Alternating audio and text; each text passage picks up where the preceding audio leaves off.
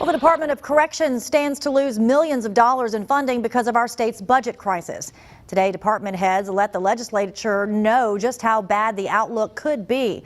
Local 33's Talia Simelian breaks it all down for us. The outlook is bleak for the Department of Corrections. Our backs are against the wall. We have nowhere to go. On Thursday, department heads warned lawmakers that looming budget cuts could drastically alter the state's prison system. Any additional cuts, whether it's $1 or $100 or $1 million, it makes a big impact on us. We can't afford to go anywhere. LeBlanc says the department stands to lose over $30 million in funding. To absorb a cut of this magnitude, several key areas will be affected. There are some things that we've had to recommend that are going to be difficult to do.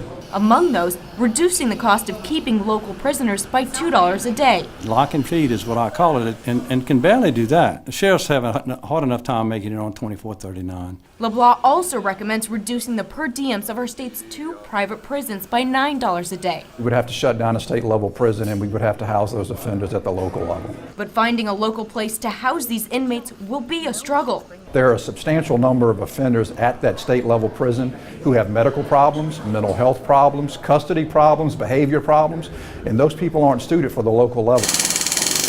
Another recommendation includes eliminating all the reentry programs at the local level.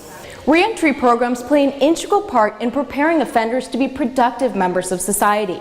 Without the skills and training needed to be in the real world, Secretary LeBlanc fears offenders will end up right back here. And that, to me, is just, it's just a target for destruction. Major repairs and new equipment will also be thrown to the wayside since the budget doesn't allow for any adjustments. Roofs are leaking. We have major maintenance problems throughout our system that we haven't been able to take care of. While the outlook is grim, LeBlanc is hopeful our state lawmakers can find revenue to offset these cuts. For your local election headquarters, I'm Talia Simelian. As Talia mentioned, Secretary LeBlanc is still hopeful that state lawmakers can raise enough revenue to help offset the big cuts to the department.